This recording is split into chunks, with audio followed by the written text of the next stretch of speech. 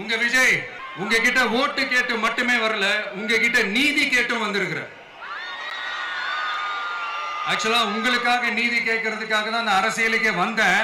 ஆனா இன்னைக்கு நான் உங்ககிட்ட நீதி கேட்கறதுக்காக வந்திருக்கிறேன்.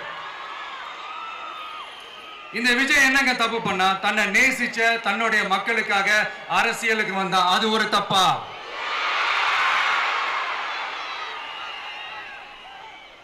எல்லாத்தையும் ஒதுக்கி தள்ளிட்டு மக்களுக்காக மட்டுமே வந்த அது ஒரு தப்பா? இந்த மத்த கட்சிகளுக்கெல்லாம் மாநாடு நடத்துறதுக்கோ பொதுக்கூட்டம் நடத்துறதுக்கோ இல்ல ஹால் ஃபங்க்ஷன்ஸ் நடத்துறதுக்கோ பர்மிஷன் கொடுப்பாங்க, இடம் கொடுப்பாங்க. ஆனா நமக்கு மட்டும் இடம் கொடுக்க மாட்டாங்க, கொடுக்கவும் விட மாட்டாங்க. இது என்னங்க நியாயம்?